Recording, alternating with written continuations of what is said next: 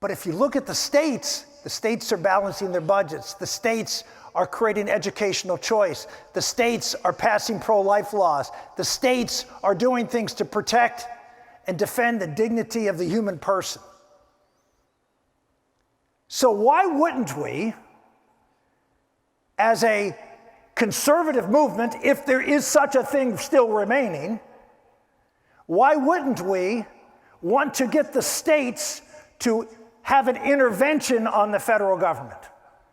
Why wouldn't we want to take what the remedy is in the Constitution, which is Article 5? But Article 5 is the section of the Constitution which lays out how the Constitution is amended. And up until this point, there have been, since the founding, 17 amendments that have been added to the Constitution. There were 10 at the founding, so 27 total. Every single one of those amendments have been proposed by the Congress.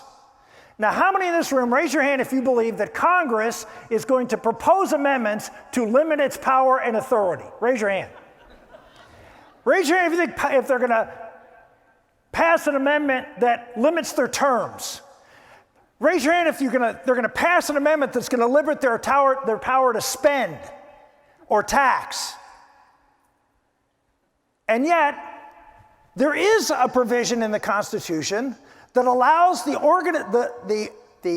entities that are actually governing as conservatives to gather and propose amendments to put restraint on the federal government without the federal government having any say in those amendments. Why?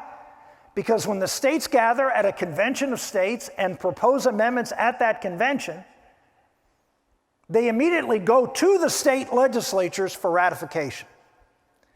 The federal government has nothing to do with it other than to call the time and place of the convention. Why wouldn't conservatives rally behind something like this and say, this is the answer? You're looking for action? Go ahead, elect more conservatives from Iowa and see the big change you're going to see in Washington. It isn't happening. It won't happen. The reality is there is no pressure in Washington, D.C. to limit its power or its spending. Ladies and gentlemen, I'm pleading with you. I think this is America's last best hope. It is the one the founders gave us for such a time as this. And if we don't use it, we will be that generation who not only lost America, but we're too cowardly to take up the cudgel to save it.